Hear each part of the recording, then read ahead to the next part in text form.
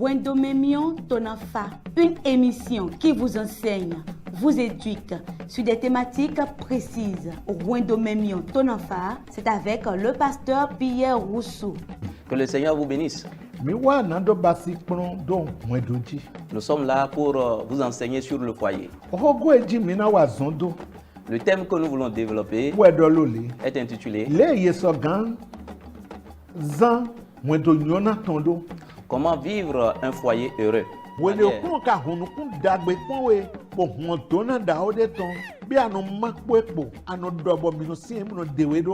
Est-ce que lorsque tu trouves le bonheur, Wendomemion Tonafa, c'est tous les jeudis à 21h30 et les samedis à 10h30 sur la télé évangélique. Wendomemion Tonafa, suivez et apportez une touche spéciale à votre foyer.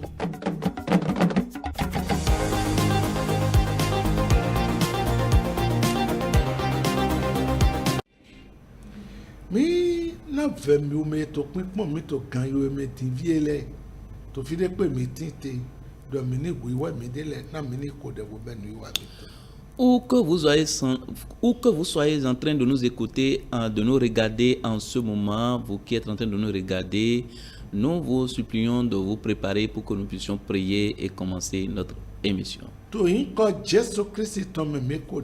le nom de Jésus, nous avons prié. Éternel Dieu de gloire, nous te disons merci. Merci pour l'œuvre de ton amour envers nous. Merci parce que tu nous as trouvés dignes de faire miséricorde. Reçois l'honneur et la gloire. L'heure a sonné et nous sommes déjà là. Démontre-toi et parle-toi de toi-même. Envoie ta parole. Et à travers cette parole délivre, à travers cette parole sauve, et à travers cette parole guérit. Fais toutes choses pour que nous puissions te glorifier. Au nom de Jésus-Christ, notre Sauveur, que nous avons ainsi prié. Amen.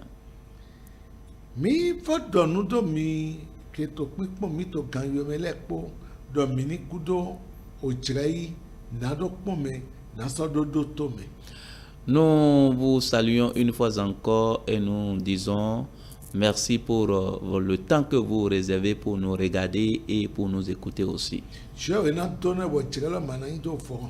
Que Dieu vous bénisse et que le temps que vous disposez pour nous écouter ne sera pas vain. Au nom de Jésus-Christ. Nous sommes en train d'utiliser le même terme.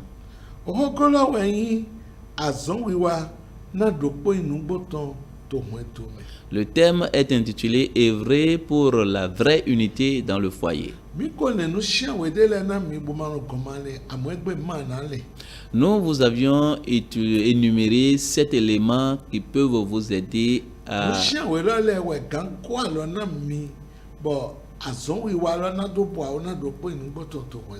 sont ces 7 éléments qui peuvent vous aider à œuvrer pour la vraie unité dans le foyer.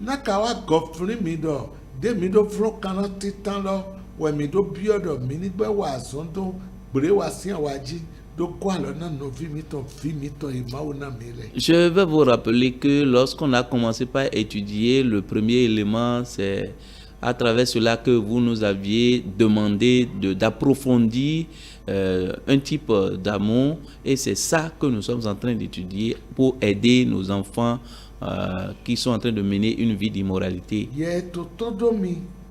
Toi qui m'écoutes,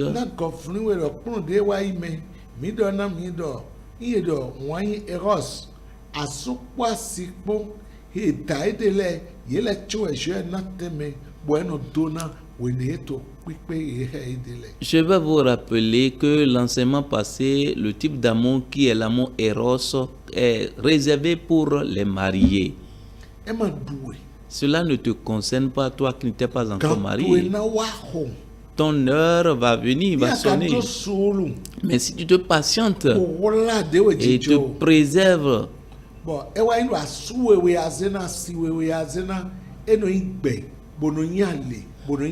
et tu donnes cela à ton mari ou bien à ta femme, cela donne la vie et et devient une bénédiction. Que le Seigneur te fasse miséricorde.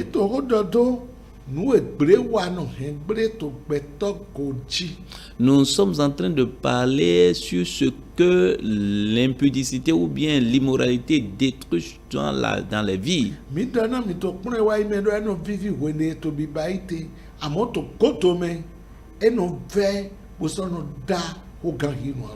Nous vous avions dit que dans l'enseignement passé que lorsqu'on commence par poser l'acte, c'est doux dans le palais, c'est comme de miel, mais à la fin ça devient amer comme de l'absinthe et tranchant aussi comme un glaire.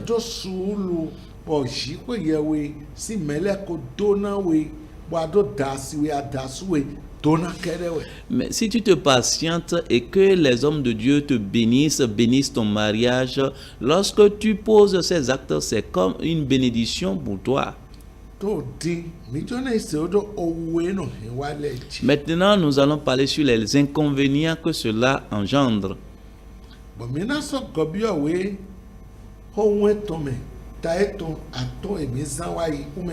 Nous allons maintenant retourner toujours dans le Proverbe chapitre 5 que nous avions utilisé la fois dernière. Dans le verset 9. De peur que tu ne livres ta vigueur à d'autres et tes années à un homme cruel.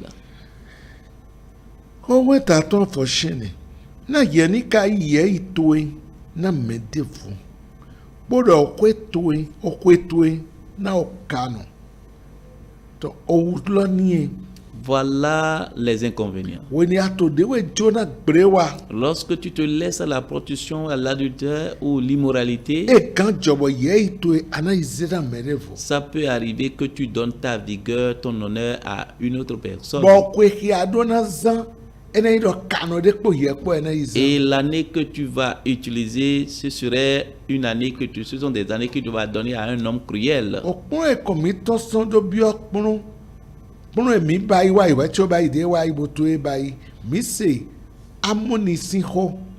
Dans les enseignements passés, nous avions écouté l'histoire d'Amon et de Tamar. Amon.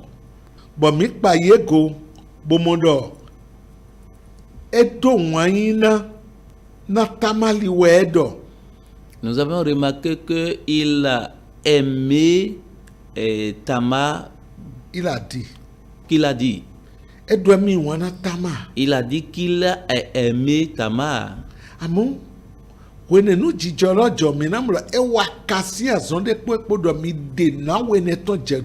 vous verrez que lorsqu'il a fini par poser ses actes, il a dit de faire sortir cette femme. Beaucoup de personnes ont été déjà victimes de ces choses et on les a fait sortir. Alors, ce n'était pas les chansons qu'on leur fredonnait.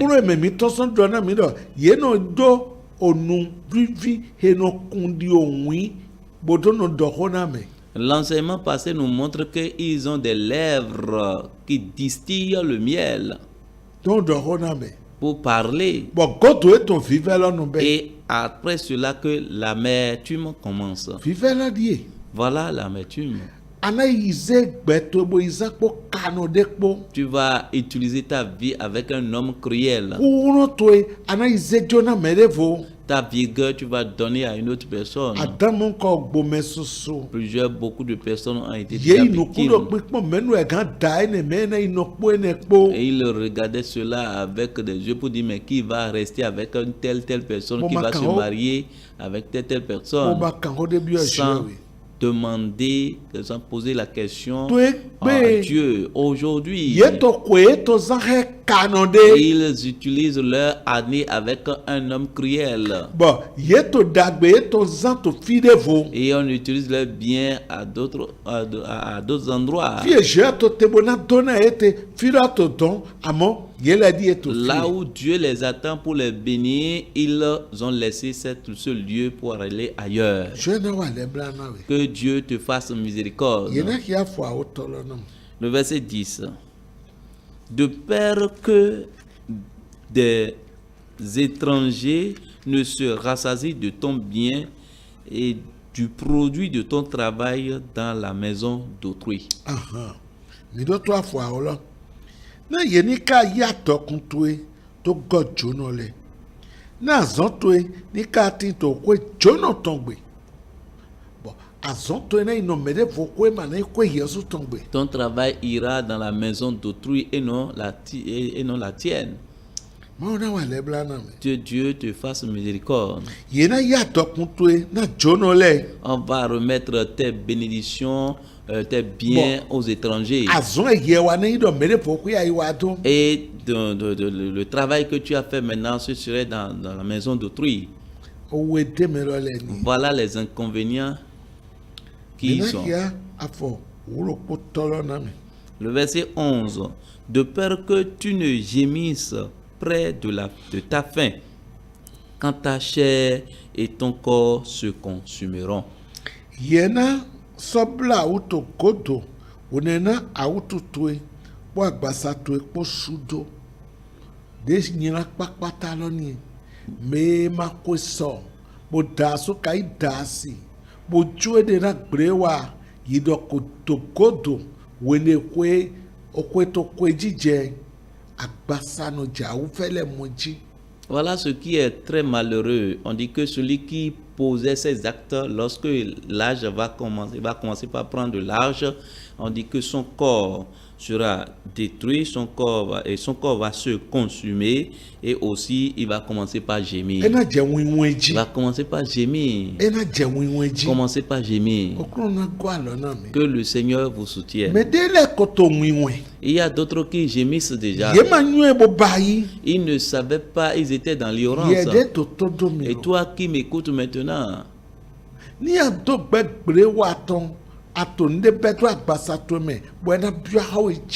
si tu te conduis avec des prostituées, il faut savoir que c'est comme une tontine que tu vas ramasser. C'est quelque chose que tu as semé et tu vas récolter.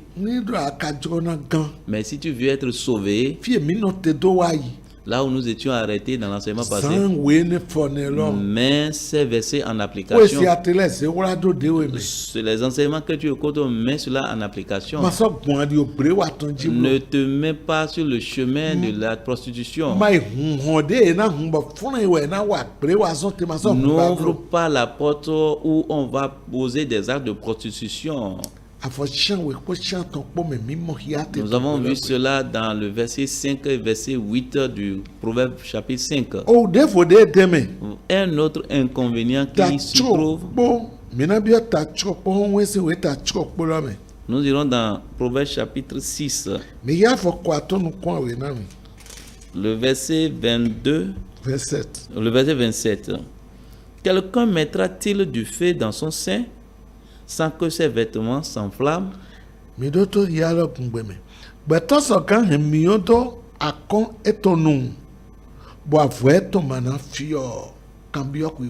C'est une question. Est-ce que quelqu'un peut mettre du feu dans son sein et sans que ses vêtements ne s'enflamment?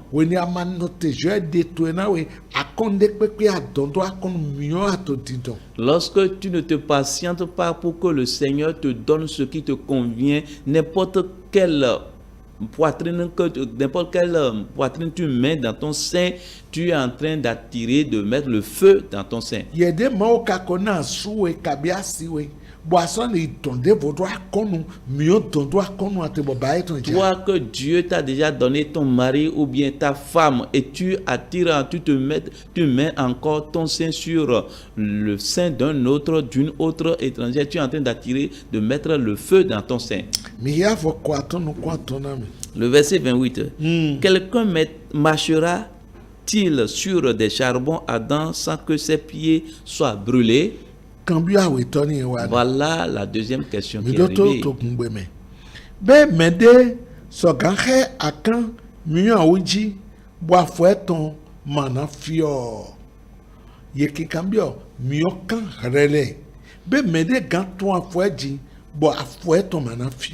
Ardent charbon.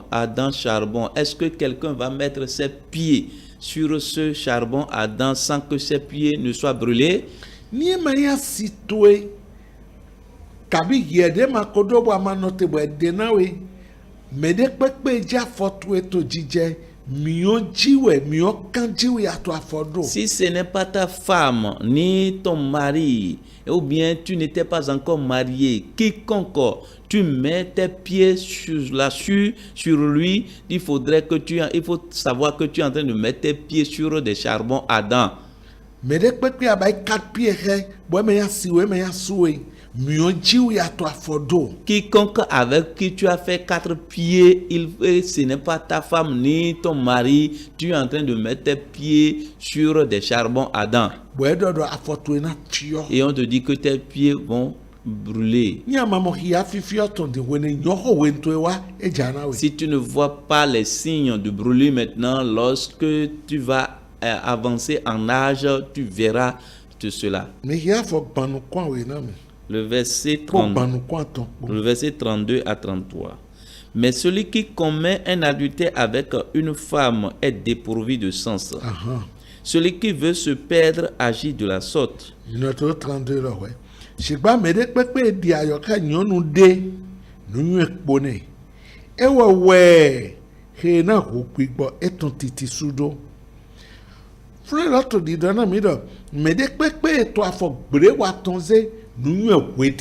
On dit celui qui pose des actes d'adultère est dépourvu de sens. Si tu es patient et ton heure est sonnée, et ton mari et le Seigneur te donne ton mari ou bien ta femme,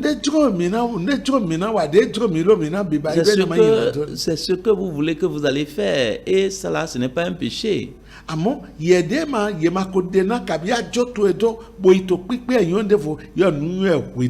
Toi à qui on n'a pas encore donné ce qui te convient, ou bien tu as laissé ce qui t'appartient pour aller vers une autre ou bien un autre, on dit que tu es dépourvu de sens. Secondo, on dit que c'est celui qui veut se perdre qui agit ainsi.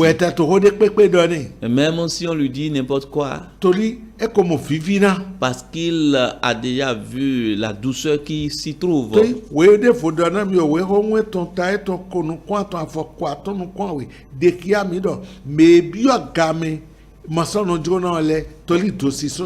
Parce que Proverbe 23, le verset 27 nous dit que car la prostituée est une fosse profonde et l'étrangère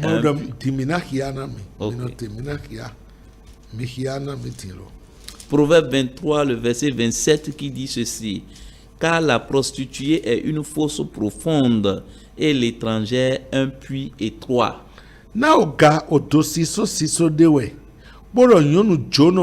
Odo fifion de we donc oga yedo do siso de we. La prostituée est une fosse profonde. Mais ben mon jodo celui qui commence n'aime pas abandonner. Bon mais ça tu as si edo we ito mona nyonu jono et nombre flewo fion. Et celui qui abandonne sa femme et aller vers une femme étrangère, il trouve que c'est une fausse étroite. Mais le verset 28 nous dit quelque chose. Nous allons lire cela.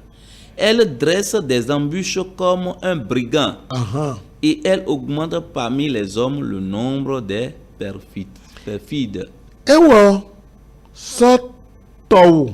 Di mwenya tode boso hengina wa tole sudeji to gbe tole cheche to enu wa ndi jaguda iponelo bo nyina wa tonu sudeji we popo. Cet esprit agit comme un brigand et les pécheurs s'augmentent. Bo yewena igona. Et est-ce que c'est toi qui va s'ajouter? Si tu peux te repentir, ce serait bon. Que le Seigneur nous soutienne. Voilà la raison pour laquelle on dit que c'est celui qui veut se perdre qui agit ainsi. Les parents sont en train de dire, ton pasteur en parle, les enseignements sortent. Mais pourtant, c'est ce qu'on veut faire qu'on fait. Revenons dans Proverbe chapitre 6. Le verset 33. Il n'y aura que plaie et ignominie, et son opprobre ne s'effacera point. Alampo de popo ena moyi o vleton manaklo se. Yido ena mo vle bona ena mo wia bo mo depo. On dit il aura de l'ignominie et de l'opprobre. Bon, o vleton manasosopon. Et l'opprobre ne s'effacera point. Yede zede wena brewa. Toi qui t'es laissé à la prostituée, la valeur que Dieu t'a donnée disparaîtra. Celui qui est a couché avec toi ne peut jamais te respecter.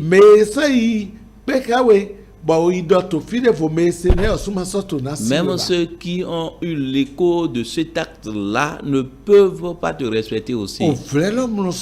Et l'opprobre ne s'efface jamais. Chaque jour que tu rencontres celui avec qui tu as posé cet acte, il y a quelque chose qui se passe en soi.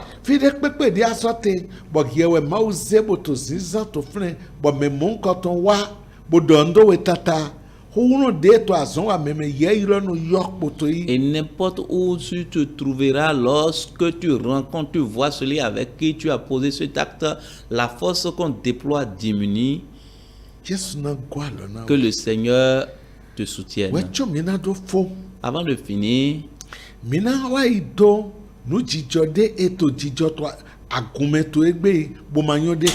nous allons vous montrer ce qui se passe dans l'église aujourd'hui et qui n'est pas une bonne chose.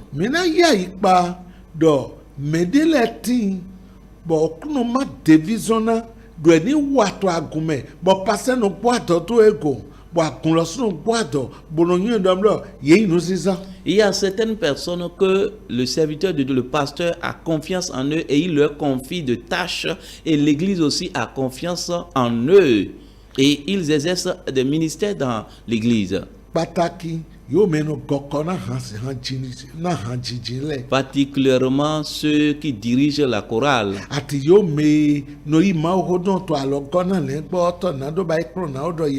Ceux qui sont des prédicateurs ou moniteurs, monitrices. Et ce don que Dieu leur a donné pour exercer un ministère dans l'église, ils rejettent le ministère quelque part. Et ils prennent maintenant un autre ministère sur le diable.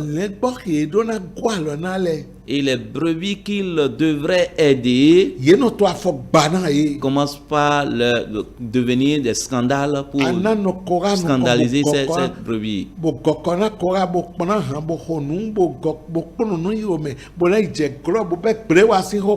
Tu vas être le dirigeant de la chorale, le maître de la chorale, tu vas les diriger, conduire, et en quittant là, tu vas te retrouver dans un coin pour commettre de l'adultère, de la prostitution avec eux. Dit responsable, cabine dit prédicateur, nous prenons méthode, cogona méthode, buena moeto church me do mauto zinzawe, à moi na jenungro. Tu vas rester devant eux en tant que prédicateur, enseignant, moniteur, mais en dehors de là, tu vas te retrouver dans un autre coin et tu vas montrer qui tu es réellement. Parce que tu es un instrument du diable. Tu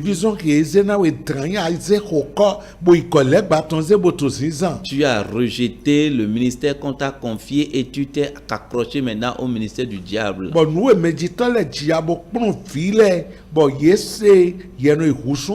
Et le temps que ce que les parents ont enseigné leurs enfants, maintenant toi tu détruis cela de leur vie. Que le Seigneur te fasse miséricorde. Et cela va nous amener à observer, à voir une histoire. Dans 1 Samuel chapitre 2, le verset 12 d'abord, qui dit ceci.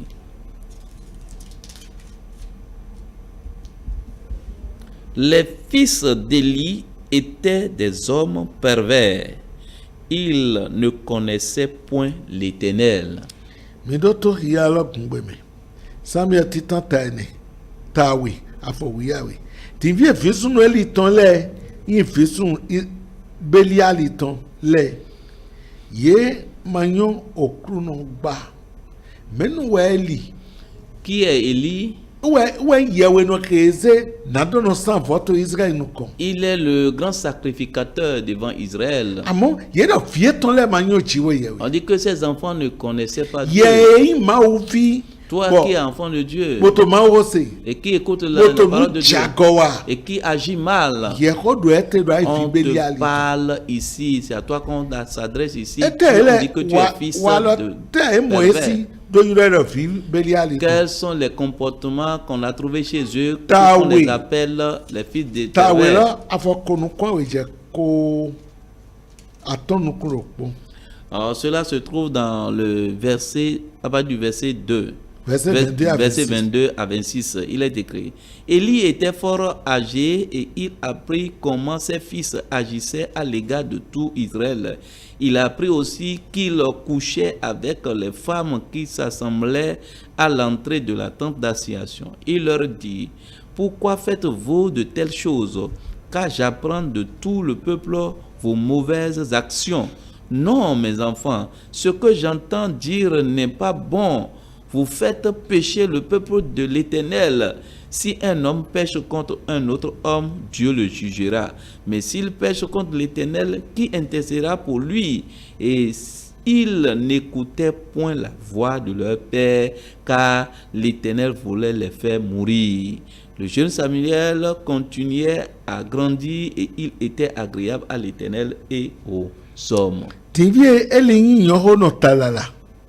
Esa se onu le kpo ke visunu eton le to wiwa han Israel le kpo bodo le to kpo do ke yunu si e si saison wa to ohon ko ho pipri to ji le do e wa so do han ye do e ta to emi le to nu mo ko le wa ma yen to si zan yen ma kami to se so beto le kpo de la visun shemi na emai lili dagbede wa yen to sise gba mi ule to me okun to le hen wa na do to yen kan wa eyin omede wa yen do mi awe to siwo yewe na dagwe ne se gba eyin omede wa yen do okun menu we na veve ne chogan ye ma tuto eran ogbe oto ye tonton gba na okun na ku ye wutu Ovila Samuel isatokun wen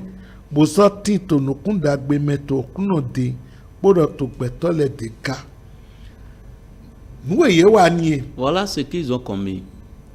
Me wala ede bo wa wala do po eno iba isise to gwene to kweji amo me wale ye no chofi ete bo do ka e ganu. Vous voyez ceux qui viennent.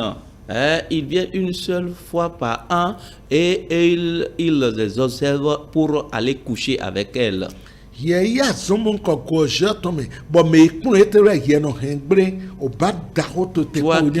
qui as pris cette mission dans l'église et ceux-là qu'on enseigne, c'est ça, c'est ceux-là que tu couches avec eux, le jugement de Dieu va tomber sur toi.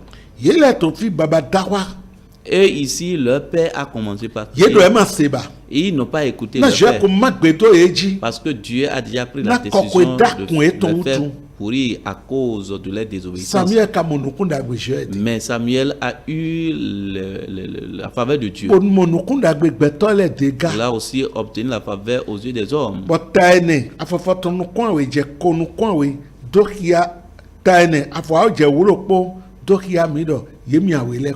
Et le chapitre 4, le verset 11, le 10 à 11 montre que les deux sont morts.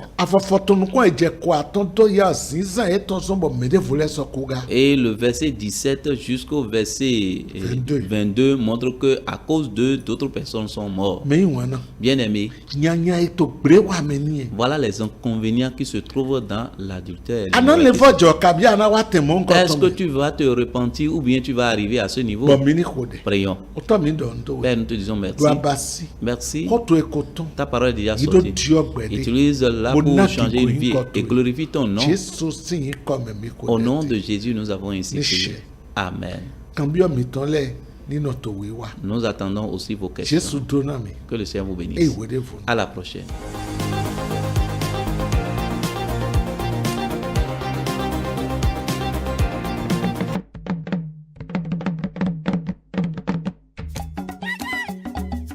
Wendomemion Tonafa, une émission qui vous enseigne, vous éduque sur des thématiques précises. Wendomemion Tonafa, c'est avec le pasteur Pierre Rousseau. Que le Seigneur vous bénisse. Nous sommes là pour vous enseigner sur le foyer. Le thème que nous voulons développer est intitulé Comment vivre un foyer heureux.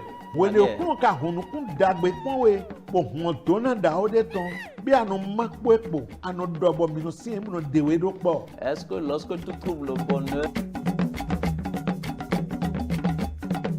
Wendomemion Tonafa, c'est tous les jeudis à 21h30 minutes et les samedis à 10h30 minutes sur la télé évangélique. Wendomemion Tonafa, suivez et apportez une touche spéciale à votre foyer.